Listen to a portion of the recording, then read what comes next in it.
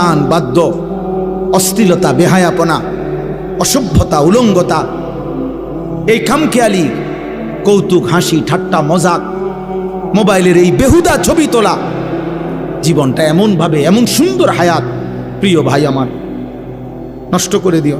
আমার মাঝে মাঝে মন চায় তোমার থেকে কুদ্দুর সময় আমি যদি হাওলাত নিতে পারতাম, আমারে যদি তোমার থেকে কুদ্দুর দিতা, আমার ভীষণ দরকার। সারাটা দিন আমি, সারাটা দিন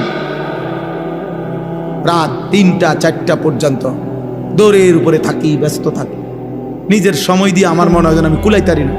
আমার যদি কেউ তার থেকে কুদ্দুর সময় হাওলাত দিত, প্রায় আমার এটা মনে হয় যদি আমি কারো কাছ থেকে একটু সময় পাইতাম, আমার একটু উপকার হতো।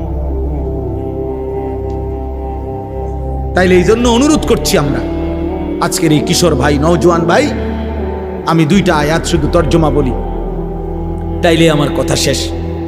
আল্লাহ তাআলা এখানে বলছেন, মক্কার একজন কুরাইশ, নজর ইবনে হারেস, কাফের সর্দার, সে নবীজির দিবানিশি বিরোধিতা করত।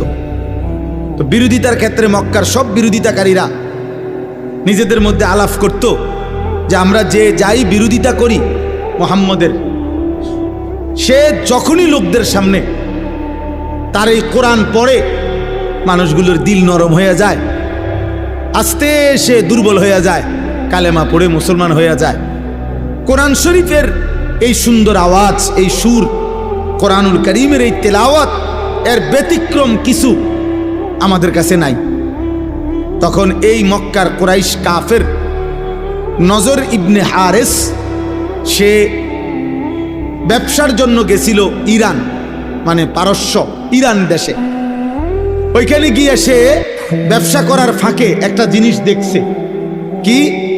সে দেখলো যে ওইখানে বিকাল হইলে, অবসর টাইমে লোকেরা মজমা জমাইয়া বসে, মানে গোল হইয়া, আর একজন গায়িকা, নর্তকী, যে বাদ্যের তালে তালে, বাদ্যযন্ত্রের ঝংকারের তালে তালে সে নাচে, গান গায়, আর সুরে সুরে পুরানা দিনের কিচ্ছা কাহিনী এগুলো সুরে সুরে বলে।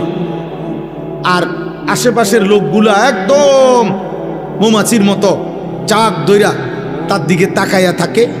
তার শরীর, তার যৌবন, নারীর দেহ, গায়িকার নাচ, গান, বাদ্যযন্ত্র, এগুলোর থেকে মজা পায়। এই লোক তখন নজর ইবনে হারেস, কুরাইশ এই কাফের সর্দার, সে চিন্তা করছে এইটা একটা মুহাম্মদের কোরআনের ব্যতিক্রম হইতে পারে। নাউজুবিল্লাহ।